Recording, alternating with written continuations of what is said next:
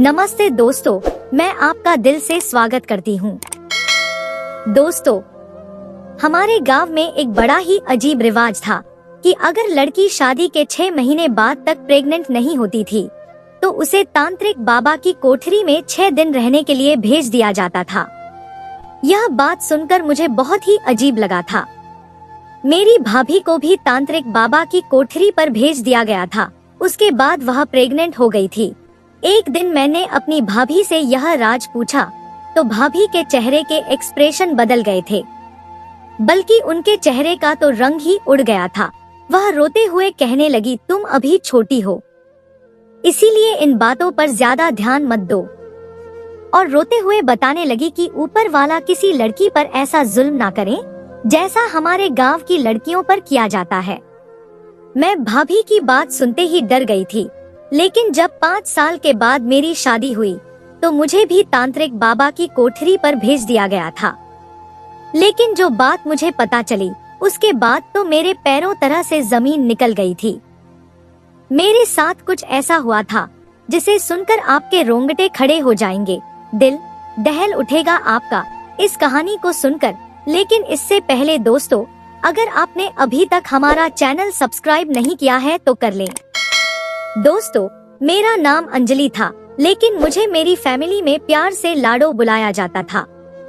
किसी ने भी कभी मुझे अंजलि नाम से नहीं बुलाया था। ये नाम मेरी दादी ने रखा था। मेरी दादी मुझे प्यार से लाडो बुलाया करती थी।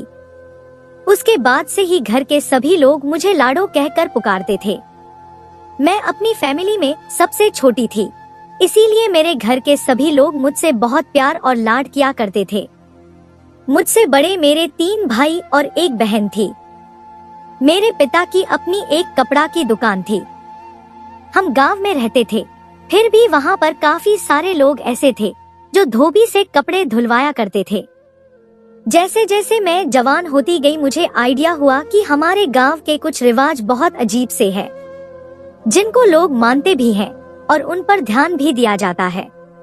हमारे गांव में लड़कियों को पढ़ाने लिखाने का कोई रिवाज नहीं था, बल्कि उनका जन्म होते ही उनका दहेज इकट्ठा करना शुरू कर दिया जाता था और उनकी शादी के बारे में पहले से ही सोच विचार कर लिए जाते थे।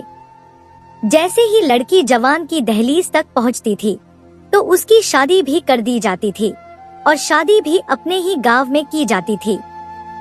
आज तक कभी ऐसा नहीं हुआ कि किसी भी लड़की की शादी हमारे गांव से बाहर की गई हो। अगर लड़की हमारे गांव की होती तो उसकी शादी हमारे गांव के ही लड़के के साथ की जाती थी। मुझे याद है जब मैं 13 साल की थी तब गांव में एक हंगामा हुआ था। गांव में एक लड़की ने दूसरे गांव के लड़के से शादी करने की बात कही थी, लेकिन उस लड़की की बात पर कोई भी राजी नहीं हुआ था। लड़का भी लड़की के पेरेंट्स के आगे बुरी तरह से गिड़गिड़ा रहा था, यहाँ तक कि उसने अपने पेरेंट्स को रिश्ता लेकर भी हमारे गांव में भेज दिया था। और वह लड़का कहता था कि मैं इससे मोहब्बत करता हूँ, मेरी शादी इस लड़की के साथ कर दो। मगर गांव के सरपंच ने हाथ उठाकर मना कर दिया था। अगर वहाँ शादी हो गई तो पूरा गांव मुसीबत में आ जाएगा। लड़का काफी समझाने पर भी नहीं समझ रहा था। फिर उसके घर वालों ने लड़के को अपने घर के कमरे में ही बंद कर दिया था और उसको कैद कर दिया था। वह लड़का काफी दिनों तक अपने घर से बाहर नहीं निकला था। कुछ दिनों बाद पता चला कि लड़के ने अपने कमरे में ही पंख से लटक कर फांसी लगा ली। मैं उस टाइम छोटी थी, इसलिए इन बातों को इतनी गहराई से नहीं जानती थी और न ही अपने गांव की इन रस्म रिवाज के बारे में कुछ आगाह थी। मैं बस 5 क्लास तक ही पढ़ी हुई थी और मुझे आगे पढ़ने का बहुत शौक था, मगर मेरे पिताजी ने मना कर दिया। मैं 5 क्लास तक भी बड़ी जीत से पढ़ी थी। मेरे परिवार वाले तो मेरा स्कूल में एडमिशन ही नहीं कराना चाहते थे। मैं आगे पढ़ने की और जिद करती तो मेरे पिताजी कहते कि बस यही तक बहुत है, हमारे गांव में यह सब नहीं चलता। मैं बहुत रोई थी और बहुत तड़पी थी, मगर मेरे पिता पर कोई असर नहीं पड़ा था। मुझे मेरी एक फ्रेंड ने एडवाइस दो कि सब गांव वाले हमारे गांव के फेमस तांत्रिक बाबा को बहुत मानते हैं। तुम तांत्रिक बाबा के पास जाकर उनसे सिफारिश करवाओगी तो तुम्हारे पिता जरूर मान जाएंगे। ऐसे ही एक दिन मेरे सब घर वाले कहीं गए हुए थे, इसीलिए मैं चुपचाप अपने घर से बाहर निकल आई और मैंने आज से पहले कभी तांत्रिक बाबा को नहीं देखा था। बस इतना जानती थी कि वही पूरे गांव और गांव के लोगों पर अपना राज चलाते हैं और सब लोग उनकी ही बातों को मानते हैं। इसीलिए मुझे उम्मीद थी कि वो मेरी सिफारिश मेरे पिता से करेंगे तो मुझे आगे पढ़ने की भी परमिशन मिल जाएगी। रास्ते में एक छोटा सा घर आता था। जैसे ही मैं इस घर के आगे से गुजरी तो घर की खिड़की से एक लड़की झांक रही थी। उसने मुझे खिड़की से ही आवाज लगाई और उसने मुझे अपने घर के अंदर बुला लिया। वो मुझसे पूछने लगी कि इतनी कड़ी धूप में तुम कहाँ जा रही हो? तो मैंने उसे सारी बात बताई और कहा कि मैं तांत्रिक बाबा के पास जा रही हूँ। कुछ देर सोचने के बाद उसने मुझसे कहा कि तुम्हें पढ़ने का बहुत शौक है तो मैं तुम्हें पढ़ाऊंगी, लेकिन इस बारे में किसी को पता नहीं चलना चाहिए कि तुम मुझसे पढ़ती हो। उनकी यह बात सुनकर मैं बहुत खुश हो गई थी, क्योंकि मुझे पढ़ने के लिए एक टीचर मिल गई थी। उनका नाम अमृता था। जब दोपहर को मेरे घर वाले सोने के लिए लेट जाते थे तो मैं अमृता मैम से पढ़ने के लिए आ जाती थी और उन्होंने ही मुझे पढ़ने के लिए किताबें और कॉपियां दी थी। अमृता मैम को देखकर लगता था कि वो बहुत पढ़ी लिखी है। अपने घर में शायद वह अकेली ही रहती थी, क्योंकि मैंने उनके घर में उनके अलावा कभी किसी को नहीं देखा था। अमृता मैम के पहनने के कपड़े भी गांव की और लड़कियों से काफी डिफरेंट होते थे। गांव की सारी औरतें पुरानी साड़ियां पहनती थी, लेकिन अमृता मैम अच्छे अच्छे से सूट पहना करती थी। वो बोलती थी तो मेरा मन करता था कि मैं उनको सुनती चली जाऊं। उनके बोलने का स्टाइल और उनका गेटअप मुझे बहुत पसंद था।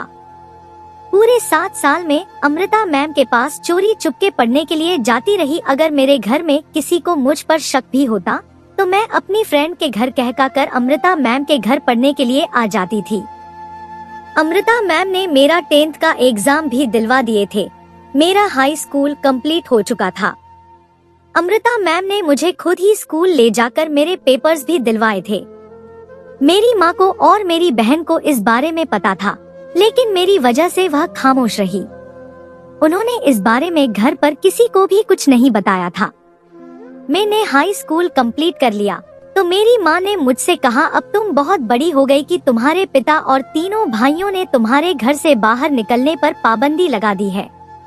वैसे भी अब तुम्हारे भैया की शादी होने वाली है, इसीलिए तुम अपने भैया की शादी की तैयारी में बिजी हो जाओ।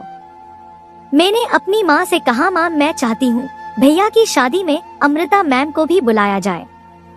यह बात सुनकर मेरी माँ अचानक ही घबरा गई और कहने लगी, खबरदार किसी को बताना भी मत कि तुम उस अमृता को जानती हो। इस गांव के सभी लोगों ने उसके साथ संबंध खत्म कर रखे हैं। मैं ये सुनकर हैरान रह गई और कहने लगी, मगर ऐसा क्यों माँ? माँ कहने लगी, क्योंकि एक दिन उसने तांत्रिक बाबा के साथ बहुत बदतमीजी की थी। ये तांत्रिक बाबा वही था जिसको गांव के सारे लोग बहुत इज्जत दिया करते थे और उसका बहुत सम्मान किया करते थे। तांत्रिक बाबा को ही गांव का सरपंच भी बना दिया गया था। उस दिन मुझे पहली बार अपने गांव की अजीबोगरीब रस्म रिवाज के बारे में पता चला था कि जो लड़की शादी के 6 महीने बाद तक प्रेग्नेंट नहीं होती उसे तांत्रिक बाबा के पास 2 दिन रहने के लिए भेज दिया जाता है, जहां पर उसका इलाज किया जाता है और वह प्रेग्नेंट हो जाती है। अमृता मैम बाकी लड़कियों से काफी डिफरेंट थी। वो पढ़ी लिखी भी थी, इसीलिए शादी के बाद जब वह प्रेग्नेंट नहीं हुई तो उन्होंने तांत्रिक बाबा के पास जाने से इनकार कर दिया था, जिसके नतीजे में उनके सारे परिवार वालों ने और उनके ससुराल वालों ने उनसे सारे संबंध खत्म कर दिए थे और उनको उस घर में बंद कर दिया था। ये सब मुझे पहली बार पता चला था और ये रिवाज सुनकर बड़ा ही अजीब लगा था। फिलहाल मेरे बड़े भैया की शादी और मेरी बहन की शादी एक ही दिन हो गई थी। शादी होने के बाद मेरी बहन अपने ससुराल चली गई और भाभी हमारे घर आ गई थी। वो हमारे गांव में ही रहती थी, इसीलिए मैं भाभी को पहले से ही जानती थी। भाभी के घर आने से मैं बहुत खुश थी, क्योंकि मेरी बहन की भी विदाई हो गई थी। इसीलिए मैं खुद को बहुत तांत्रिक बाबा के पास जाना होगा। मेरे बड़े भैया और मेरी बहन की शादी एक ही दिन हुई थी और शादी के तीसरे महीने ही मेरी बहन प्रेग्नेंट हो गई थी, मगर मेरी भाभी की गोद अभी तक सुनी थी। मैंने अपनी भाभी को समझाया और कहा कि आप उदास क्यों हो रही हो? आप इस बारे में भैया से कहो, हो सकता है वह आपका इलाज किसी अच्छे डॉक्टर से करवा दे, उसके बाद आप प्रेग्नेंट भी हो जाओ। भाभी कहने लगी, ऐसा नहीं हो सकता, यहाँ पर किसी का इलाज नहीं करवाया जाता, यहाँ सिर्फ तांत्रिक बाबा से ही इलाज करवाया जाता है। लेकिन मैं तांत्रिक बाबा के पास नहीं जाना चाहती, बस तुम मेरे लिए प्रार्थना करो। मेरी भाभी की शादी को 6 महीने हो गए थे, तो गांव की औरतों ने हमारे घर आकर मेरी माँ को राय देना शुरू कर दिया कि तुम अपनी बहू को तांत्रिक बाबा के पास लेकर चलो। भाभी बहुत बहुत डर गई थी और सारा दिन रोती रहती थी। मेरी भाभी की शादी को 6 महीने पूरे हो चुके थे। जब भाभी प्रेग्नेंट नहीं हुई तो गांव के रिवाज के मुताबिक कुछ औरतें उनको लेने आ गई थी।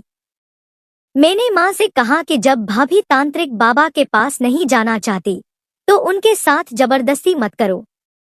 मेरी माँ कहने लगी, बेटी तुम अभी छोटी हो, इसीलिए इन बातों में मत पड़ो। अगर यह तांत्रिक बाबा के पास नहीं गई तो तुम्हारे भैया तुम्हारी भाभी को तलाक देकर घर से निकाल देंगे।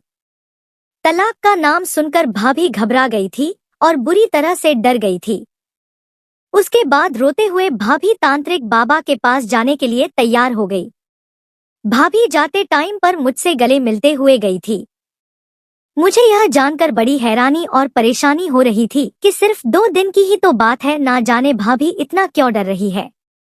मुझे वैसे भी यकीन नहीं था कि किसी तांत्रिक बाबा के इलाज से किसी के यहाँ बच्चा भी पैदा हो सकता है। मैंने अगर अमृता मैम से शिक्षा हासिल ना की होती तो शायद मैं भी इन बेतुकी बातों का शिकार हो गई होती।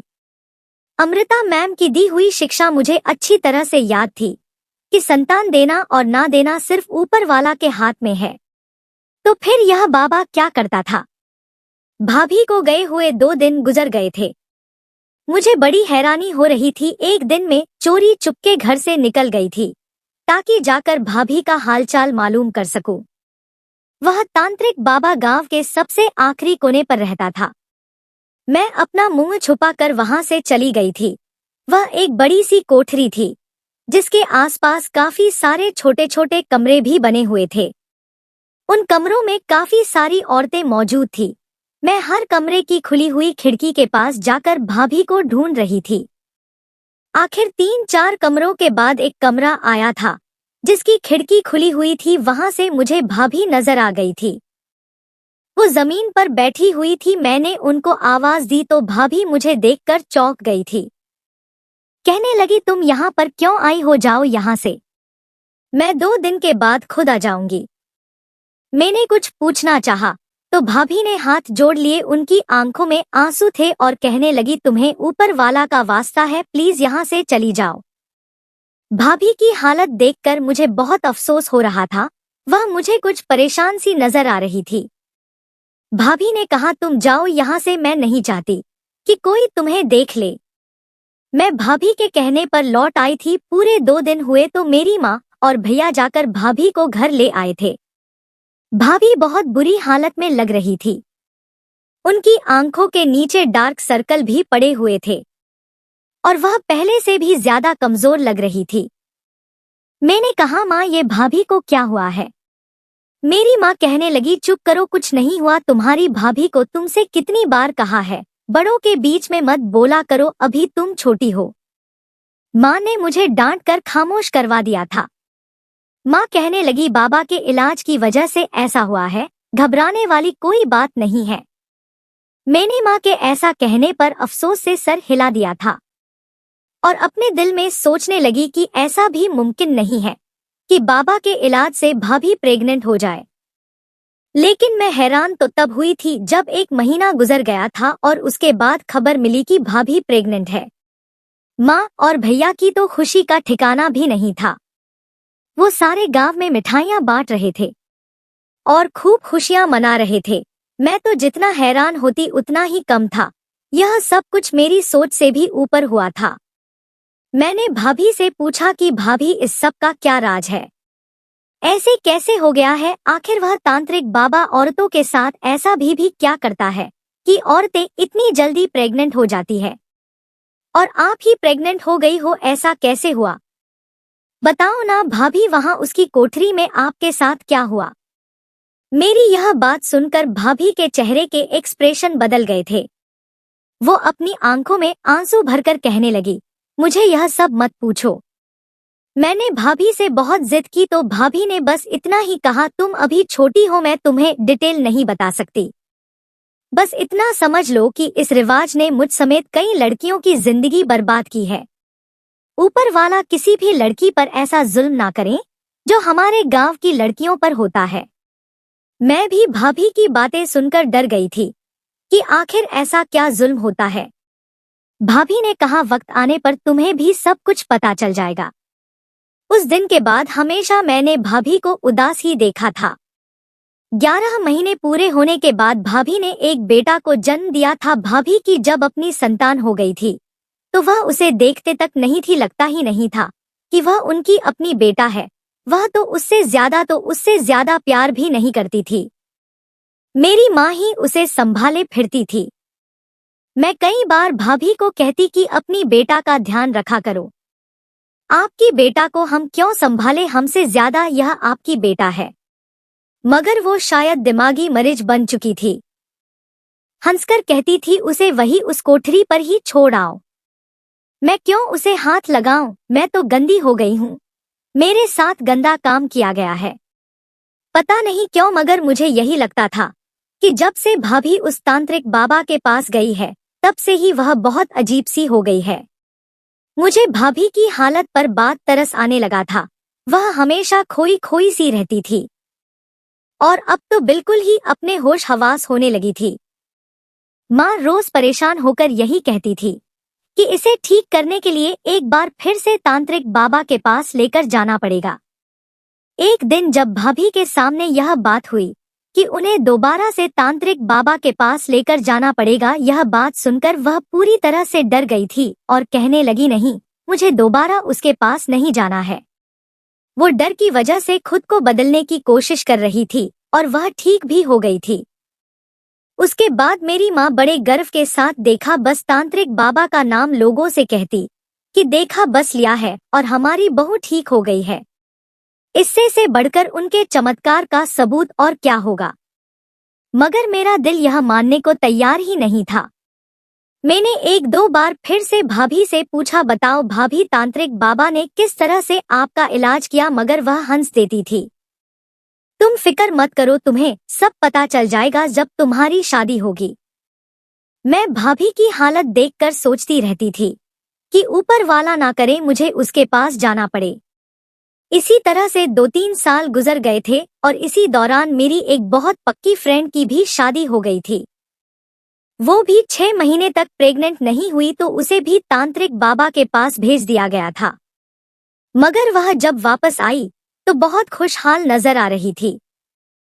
मुझे लगा कि वह भी भाभी की तरह उदास और परेशान होगी और मुझे कोई और ही कहानी सुनाएगी। मगर वह तो कहने लगी कि उस पर तंत्र मंत्र का पढ़न फूंक कर उसका इलाज किया गया है और बड़े अच्छे तरीके से वहां पर उसने 2 दिन गुजारे थे।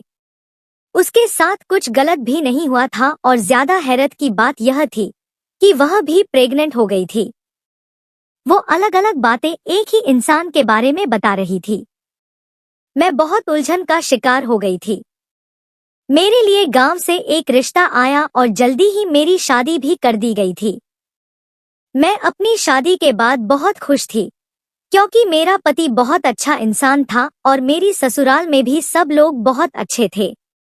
मैंने कभी सपनों में भी नहीं सोचा था कि जो दूसरों के साथ हुआ है ऐसा कभी मेरे साथ भी हो सकता है। जैसे ही मेरी शादी को 5 महीने गुजरे हर तरफ से आवाज आने लगी कि तुम्हारे यहाँ बच्चा कब पैदा होगा, यह प्रेग्नेंट कब होगी। कोई औरत हमारे घर के आकर कहती कि अगर तुम्हारी बहू 6 महीनों तक प्रेग्नेंट नहीं हुई तो इसे तांत्रिक बाबा के पास ले जाना। मैं इन सारी बातों से बहुत परेशान हो गई थी और परेशान होकर अपनी अमृता मैम के पास चली गई थी और उनको सारी बात कर उनसे राय मांगी। उन्होंने मुझसे कहा कि ऐसा करना, अपनी शादी के 6 महीने पूरे होने के बाद तुम अपनी ससुराल वालों को झूठ बोल देना कि तुम प्रेग्नेंट हो गई हो। मैं यह राय सुनकर परेशान हो गई और कहने लगी कि ऐसे तो कुछ दिनों बाद मेरा राज खुल जाएगा और जब सच सबके सामने आएगा फिर मैं क्या करूंगी। अमृता मैम ने कहा, तो फिर तुम्हारे पास एक ही रास्ता है, तुम वहां जाने से मना कर देना। मैंने दुखी होकर उनसे कहा कि आपकी तरह मुझे भी घर के अंदर कैद करके रखा जाएगा। आप तो बहुत मजबूत हो, लेकिन मैं इस तरह की जिंदगी नहीं जीना चाहती। अमृता मैम ने हैरान होकर पूछा, फिर तुम क्या करोगी? मैंने उनसे कहा कि मैं तांत्रिक बाबा के पास जरूर जाऊंगी और जाकर सच का पता लगाऊंगी कि आखिर वहां पर चलकर आ रहा है, और मैं अपनी सास को भी कह दूंगी कि ठीक है, मैं चली जाऊंगी। रिवाज के मुताबिक मेरी सास और गांव की 3 औरतें मुझे अपने साथ लेकर तांत्रिक बाबा की कोठरी पर छोड़ने चली गई थी। रास्ते में मुझे मेरी भाभी मिल गई थी और वो इशारे से मुझे मना कर रही थी कि वहां मत जाओ, मगर मैं इतने सालों से अपने अंदर चलती हुई कशमकश और सवालों के जवाब जानना चाहती थी, इसीलिए मुझे बाहर जाने का कोई डर खौफ भी नहीं था। मैंने जैसे ही वहां पर कदम रखा, हैरत की वजह से मेरे कदम जकड़कर रह गए थे। ये वो माहौल नहीं था जो मेरी शादी से पहले था। यहाँ पर सारी औरतें गीता का पाठ पढ़ती हुई नजर आ रही थी। चारों तरफ अगरबत्ती की खुशबू आ रही थी। मैंने इससे पहले कभी तांत्रिक बाबा को नहीं देखा था।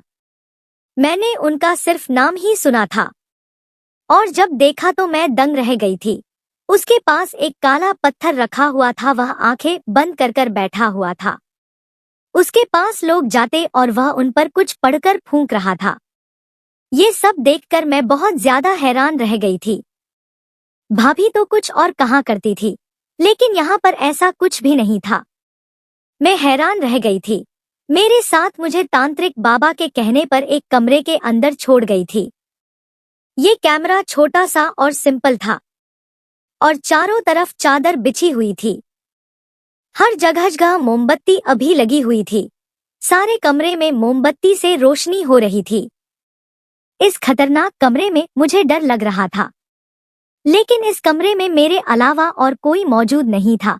मैं यहाँ पर अकेली थी। मुझे अपनी दोस्त की बात पर यकीन आने लगा कि यहाँ पर सिर्फ तंत्र मंत्र फूंककर ही औरतों का इलाज किया जाता है। मेरी सास ने मुझे बताया था कि मुझे 2 दिन तक लगातार यहीं पर रहना है। मैं यहाँ पर सुबह के टाइम आई थी, लेकिन अब मुझे रात हो गई थी। रात के टाइम मेरे पास एक लड़की मुझे खाना देने के लिए आई थी। उस लड़की के अलावा कमरे में अभी तक कोई और मुझसे मिलने के लिए नहीं आया था और ना ही इस बाबा ने मुझे बुलाया था। मैंने सोचा उनके पास ज्यादा भीड़ भाड़ थी, इसलिए शायद मुझे सुबह बुलाया जाए। यही सब सोचकर मैं सोने के लिए लेट गई थी। मैं बहुत गहरी नींद में चली गई थी जब आधी रात को मुझे ऐसा महसूस हुआ कि कमरे के अंदर कोई दाखिल हुआ है। मेरी तो जान ही निकल गई थी। कमरे में बुरी तरह से अंधेरा छाया हुआ था। मेरे दिमाग में वह सब आने लगा जो भाभी कहा करती थी। इससे पहले मैं शोर मचाती जो आदमी अंदर आया था, उसके हाथ में मोमबत्ती थी और उस मोमबत्ती की रोशनी जब उस आदमी के चेहरे पर पड़ी तो उसे देखकर मुझे कुछ सुकून हुआ था। वो तो और कोई नहीं बल्कि मेरा पति था। मैंने हैरान होकर अपने पति से पूछा कि आप यहाँ पर क्या कर रहे हो? तो वो कहने लगे कि तुम अपनी पत्नी के कमरे में रात को जाकर सो जाना। वो कहीं अकेली रात को यहाँ पर डर ना जाए, इसीलिए मैं यहाँ पर तुम्हारे पास आ गया। मुझे यह सब सुनकर बड़ी तसल्ली हुई थी कि वह तांत्रिक बाबा ऐसा नहीं है जैसा मैंने उसके बारे में सोचा था। अगले दिन तांत्रिक बाबा ने मुझे और मेरे पति को सुबह सुबह अपने पास बुलाया और हम दोनों पर कुछ पढ़कर फूंक दिया और उसके बाद मेरे पति काम पर चले गए। उसके बाद मेरे पति ने मुझे मेरे ही कमरे में बने गए थे। फिर रात हुई तो फिर से मेरा पति मेरे पास आ गया था।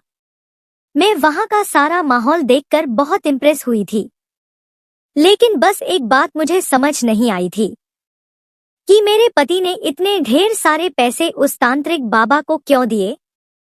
कहीं यह इस बाबा की फीस थी या कुछ और? तो मेरा पति कहने लगा कि अरे तांत्रिक बाबा हमारे लिए कितना कुछ कर रहे हैं, उनकी कोई फीस नहीं है, लेकिन यह मैंने अपनी खुशी से उनको दे दिए। ये रकम को हमसे जबरदस्ती तो नहीं ले रहे हैं ना? यह सब अपनी खुशी और हैसियत के मुताबिक उनको पैसे दे जाते हैं, उनके साथ कोई जबरदस्ती नहीं की जाती। बाबा जी इतने अच्छे हैं, तभी तो सारे गांव में तांत्रिक बाबा का नाम चलता है। तांत्रिक बाबा के पास 3 दिन तक मेरा इलाज चलता रहा था। मुझे वहां पर पीने के लिए कुछ दवाइयां भी दी जाती थी। तांत्रिक बाबा मुझ पर कुछ फूंकने भी आते थे, लेकिन मुझे नजर उठाकर तक नहीं देखे थे। भाभी की सारी बातें झूठ निकली थी। वो तो ऐसे रोती थी जैसे यहाँ पर लड़कियों के साथ बहुत जुल्म किया जा रहा हो, जबकि मैंने देखा था कि यहाँ पर ऐसा कुछ भी नहीं था। मैं पूरे 3 दिन वहां पर रहकर आ गई थी। मेरी सास और पति को पक्का यकीन था कि मैं भी बहुत जल्द उनको प्रेग्नेंट होने की खबर सुना दूंगी, मगर 4 से 5 महीने गुजर चुके थे, लेकिन अभी तक मैं प्रेग्नेंट नहीं हुई थी। मेरी सास और बाकी लोग तरह तरह की बातें भी करने लगे थे कि लगता है इन पति पत्नी के पाप कुछ ज्यादा ही है, जो तांत्रिक बाबा के इलाज के बावजूद भी यह दोनों माता पिता नहीं बन पा रहे। मैं बहुत परेशान थी और इसी परेशानी में अपने माता पिता के घर चली गई थी। वहां पर भाभी भी मौजूद थी और अपनी बेटी को खाना खिला रही थी। भाभी मुझे देखकर मुझसे कहने लगी, क्या हुआ? वहां जाकर तुमने अपना शौक पूरा कर लिया। मैंने तुम्हें मना किया था कि तुम वहां पर मत जाओ, लेकिन तुमने मेरी एक नहीं सुनी। मैं तो पहले से ही बहुत परेशान थी। भाभी की बातें सुनकर मुझे और भी ज्यादा गुस्सा आ गया था। मैंने भाभी से गुस्से में कहा कि आपने मुझसे झूठ क्यों बोला? वहां पर तो कुछ भी ऐसा वैसा नहीं किया जाता जिसको बता बताकर आप इतना रो रही थी। वो तांत्रिक बाबा तो बहुत शरीफ इंसान है और वहां के लोगों का इलाज बहुत ईमानदारी के साथ करता है। मेरी बात सुनकर भाभी हंसने लगी और कहने लगी, तो फिर तुम प्रेग्नेंट क्यों नहीं हुई हो अब तक? और बाकी की लड़कियां वहां जाने के बाद प्रेग्नेंट क्यों हो गई है? मैं कैसे प्रेग्नेंट हो गई? मेरे पास तो एक बेटा भी है, मैं भी तो तांत्रिक बाबा के पास ही गई थी ना। मेरे पास भाभी के सवाल का कोई जवाब नहीं था, इसीलिए मैं चुप रही। भाभी मुझसे कहने लगी, तुम्हें डॉक्टर के पास जाना चाहिए। मैंने कहा, भाभी आपको तो पता है कि हमारे गांव में डॉक्टर के पास नहीं बल्कि यही तांत्रिक बाबा के पास ही जाते हैं। मैंने आपकी ही बातों पर यकीन किया था और वहां पर चली गई थी, ताकि वहां पर कुछ ऐसा वैसा हो जाए तो मैं इसका सच सारे गांव वालों के सामने ला सकूं। लेकिन मुझे तो वहां कुछ गड़बड़ नजर नहीं आई। भाभी कहने लगी, अब तुम देखना, रोज तुम्हारे घर 3 औरतें आएंगी और जो तुमसे कहेंगी कि अपने पापों का पश्चाताप करने के लिए दोबारा तांत्रिक बाबा के पास चली जाओ। तुम नहीं भी जाना चाहोगी तो फिर भी यह सारे गांव वाले तुम्हें दोबारा वहां भेजने पर तुम्हें मजबूर कर देंगे, और इस बार तुम्हारा पति भी तुम्हारे साथ खड़ा नहीं होगा। तुम्हें अगर मेरी बात पर यकीन नहीं आता तो तुम मेरी यह सारी बातें लिख कर रख लो। मैं भाभी की सारी बातें सुनकर डर गई थी और अपने घर मतलब अपनी ससुराल को वापस आ गई थी। लेकिन अब की बार तो वही हुआ था जैसा भाभी ने कहा था। रोज अलग अलग तरह की 3 औरतें हमारे घर आ जाती थी और मेरी सास से वही सब कुछ कहती जो मुझे भाभी ने बताया था। वह कहती कि अपनी बहू को बाबा के पास लेकर जाओ, इसके दोबारा से तांत्रिक बाबा के पास पापों का पश्चाताप करवाओगी, तभी जाकर तुम दादी बनोगी। रोज हमारे घर कोई ना कोई नई औरत आती है और मेरी सास को पट्टियां पढ़ाती थी। वही सब कुछ चल रहा था जिसके बारे में भाभी मुझे पहले से ही बता चुकी थी। मैं इन सारे हालात से बहुत ज्यादा तंग आ चुकी थी, क्योंकि अब मेरी सास के तेवर भी बदलने लगे थे और मुझे उनके तेवर से डर लगने लगा था। इसीलिए एक दिन मैंने अपने पति से कहा कि चलो दोबारा तांत्रिक बाबा के पास चलते हैं। अब तक भाभी की कही गई सारी बातें सच साबित होती चली आ रही थी। मैं और मेरे पति वहां पर गए तो तांत्रिक बाबा हमसे कहने लगा, तुम्हारे पति के पाप तो बहुत कम है, लेकिन तुम्हारे पाप ज्यादा है, जिनका पश्चाताप करना होगा। तुम्हें ज्यादा से ज्यादा ऊपर वाला के आगे रो रो कर अपने पापों का पश्चाताप करना पड़ेगा, जिसके लिए तुम्हें पूरे लगातार 3 दिन और 3 रातों तक कमरे के अंदर बंद होकर सिर्फ और सिर्फ ऊपर वाला के आगे प्रार्थना ही करनी है। मैंने कहा, ठीक है, इसमें मेरे पति भी मेरा साथ देंगे। लेकिन तांत्रिक बाबा ने कहा, नहीं, इस बार तुम्हारा पति तुम्हारा साथ देगा और ना ही कमरे में नहीं रुकेगा। ये बात सुनकर तो मेरे पसीने ने छूट गए थे। भाभी की कही गई हर बात सच साबित हो रही थी। ना जाने क्या सच था और क्या झूठ था। वो जो मैं अपनी आंखों से पिछली बार देख चुकी थी, वो सच था, या जो मैं अब देख रही थी वो सच था।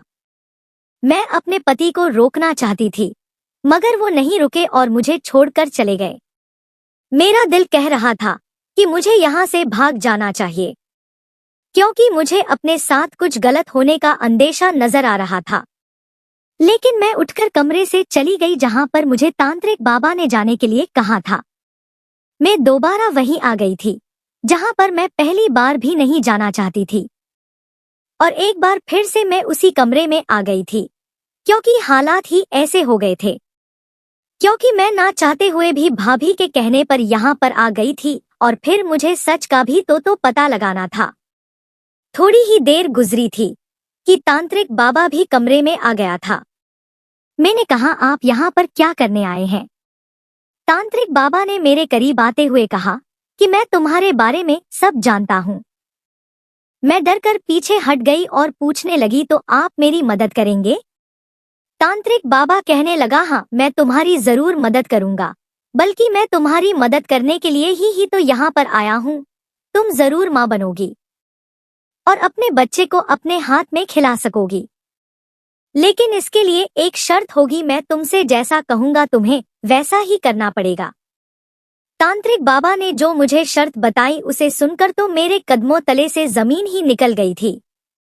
भाभी ने सच ही कहा था कि वह इंसान नहीं बल्कि एक बहुत बड़ा दरिंदा था। इंसान के रूप में एक छुपा हुआ भेड़िया था जो लोगों के साथ गलत कर रहा था।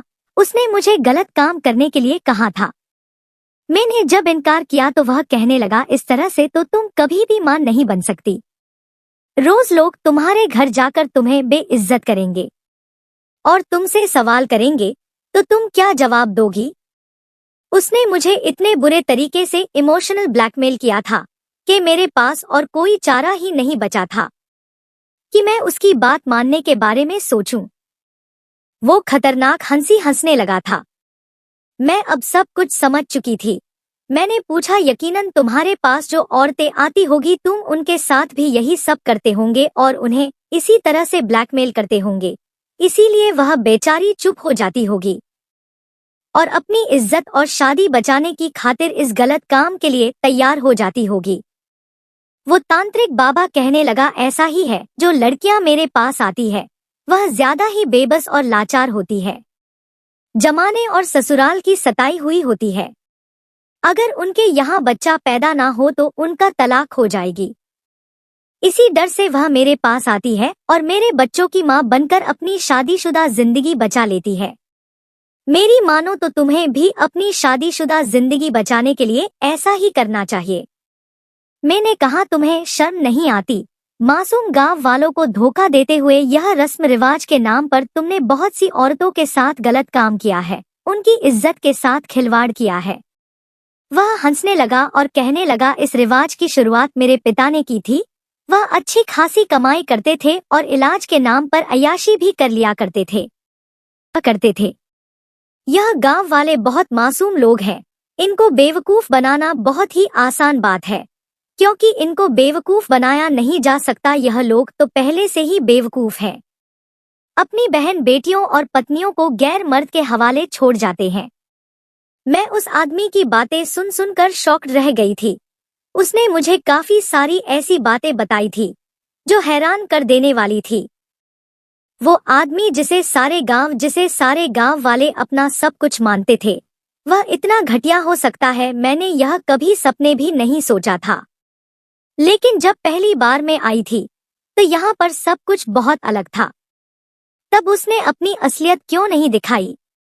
यही सवाल जब मैंने उससे पूछा तो वह कहने लगा, मैंने पूरे गांव में अपनी खबरी औरतें फैलाई हुई है, जो एक तो मेरे बारे में लोगों भरोसा जीत लेती है और दूसरा वह जानबूझकर उन लड़कियों के घर जाती थी जिनके यहाँ बच्चे पैदा नहीं होते थे।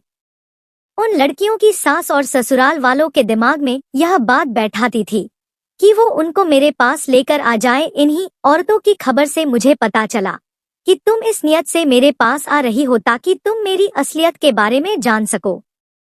इसीलिए मैंने अपना रूप बदल लिया और अपनी कोठरी के हुलिये को भी बिल्कुल बदल दिया था। मैं नहीं चाहता था कि तुम मुझ पर किसी तरह का भी शक करो, इसीलिए मैंने तुम्हें शक करने का मौका ही नहीं दिया। मैंने ही उन औरतों को दोबारा तुम्हारे घर भेजो ताकि वह ताने देकर तुम्हें इतना मजबूर कर दे कि तुम दोबारा यहाँ पर आने पर खुद मजबूर हो जाओ। और वही हुआ, आखिरकार तुम्हें औलाद के लिए यहाँ पर दोबारा आना ही पड़ा। अभी अगर तुम नहीं आती तो तुम नहीं जानती तुम्हारे साथ कितना बुरा होता। तुम्हारी सास तुम्हें तलाक दिलवा देती। मैंने सोचते हुए कहा, अगर मैं तुम्हारी असलियत सारे गांव वालों को बता दूं तो? वो तांत्रिक बाबा कहने लगा, तुम ऐसा करोगी तो बहुत बड़ा पछताओगी, क्योंकि कोई तुम्हारी बात का यकीन ही नहीं करेगा। तुम्हें याद नहीं, शायद तुम इन्हें गांव वालों के सामने मेरी तारीफ कर चुकी हो। यह बात तो वो सच में बिल्कुल ठीक कह रहा था। ऐसा ही था। मैं थोड़ा आगे बढ़ी। वह बहुत खुश हुआ कि शायद मैंने उसकी शर्त मान ली है, मगर मैं उससे थोड़ा और आगे बढ़ी और कमरे के पर्दों को झट से हटा दिया। पर्दे के पीछे से गांव वाले बाहर आ गए थे। उसके बाद तांत्रिक बाबा के चेहरे का रंग उड़ गया था और उसकी आंखें गुस्से से लाल हो गई थी। उसे उम्मीद नहीं थी कि बाजी इस तरह से भी पलटी जा सकती है और मैं ऐसा भी कुछ कर सकती थी। ऐसा उसने सपने में भी नहीं सोचा था। वो सबको एक साथ देखकर बुरी तरह से घबरा गया था और उसे पसीने छूटने लगे थे। मैं जब यहाँ पर 3 दिन रहकर गई थी तो सब लोगों ने मुझसे तांत्रिक बाबा के बारे में पूछा था। उस टाइम तो मैं इस आदमी की हकीकत नहीं जानती थी, इसलिए मैंने जो देखा था वही बता दिया था। अगर मैं सबको सच बताती तो कोई भी मेरी बात पर यकीन नहीं करता, इसीलिए मैंने ऐसा इंतजाम किया कि इस आदमी को सच्ची को सब अपनी आंखों से देख लेते और कानों से सुन लेते। इसी तरह उनकी आंखों पर पड़ा हुआ झूठ और अंधविश्वास की पट्टी भी खुल गई थी, जो काफी सालों से बंधी हुई थी। यह कैमरा छोटा था, लेकिन अंधेरे की वजह से मैंने पहले ही गांव के लोगों को पर्दे के पीछे छुपा दिया था और चारों तरफ 2-2 लोग खड़े हुए थे। गांव के कुछ 2-3 जवान आदमी थे और 1-2 बूढ़े थे और 2-3 औरतें भी मौजूद थी। मैं इन सब लोगों को बड़ी मुश्किल से यहाँ पर लेकर आई थी। मैंने इन लोगों से पहले ही बात कर ली थी और बड़ी मुश्किल से इन लोगों को अपने साथ यहाँ लाने के लिए राजी किया था, क्योंकि यह लोग तो अपने बाबा के बारे में कुछ गलत सुनने या मानने को तैयार ही नहीं थे और मुझे झूठा साबित करने के लिए यह लोग यहाँ पर आ गए थे। मैं अगर खुद बताती तो कोई मेरी बात पर यकीन नहीं करता, इसीलिए मैं इस आदमी के मुंह से बातों की बातों में सारी सच्चाई उगलवाना चाहती थी। मैंने इससे इस ढंग से बात की थी कि यह अपने गुनाह खुद अपने मुंह से निकाल दे। इस आदमी ने अपने सारे गुनाहों की सच्चाई अपने मुंह से कह दी थी और सारे लोगों ने सुन भी ली थी। मेरा पति भी कमरे में मौजूद था। मेरे पति ने आगे बढ़कर तांत्रिक बाबा की पिटाई करने शुरू कर दी और बाकी सारे मर्द भी उसके साथ मिल गए थे। औरतों ने भी उन औरतों को गांव में फसाद फैलाती थी। मैंने यह पकड़ लिया, जो सारे गांव में फसाद सब अपनी भाभी के कहने पर जाकर किया था और मैं खुश थी कि इस झूठे और ढोंगी तांत्रिक बाबा की असलियत मैंने सारे गांव के सामने लाकर खोल दी थी। अमृता मैम ने जब यह बात सुनी तो खुशी से मुझे गले से लगा लिया था और वो कहने लगी, जिस काम की हिम्मत में सारी जिंदगी नहीं कर पाई वह काम तुमने कर दिखाया है।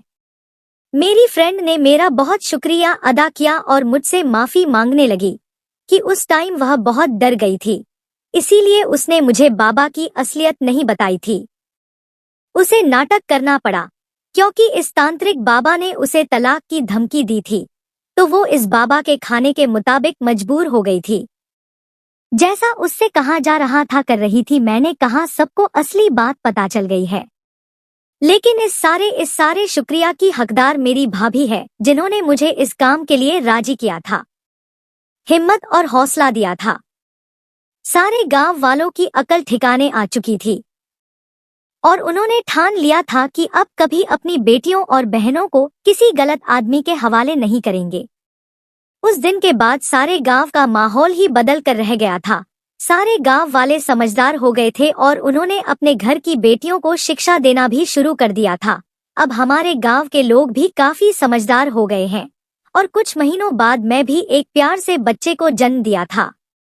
तांत्रिक बाबा को तो पुलिस के हवाले कर दिया गया था और उसको कड़ी से कड़ी सजा दिलवाई गई थी। अब गांव के सारे लोग और औरतें खुशी खुशी अपनी जिंदगी गुजार रही है। तो दोस्तों, यह थी हमारी आज की कहानी। आपको सुनकर कैसी लगी हमें कमेंट करके जरूर बताएं और हमारी वीडियो को ज्यादा से ज्यादा अपने दोस्तों में शेयर करें और हमारे चैनल को भी सब्सक्राइब कर लें ताकि आने वाली वीडियो का नोटिफिकेशन आप तक तुरंत पहुंचे। मैं मिलती हूं आपसे अगली वीडियो में, तब तक के लिए धन्यवाद।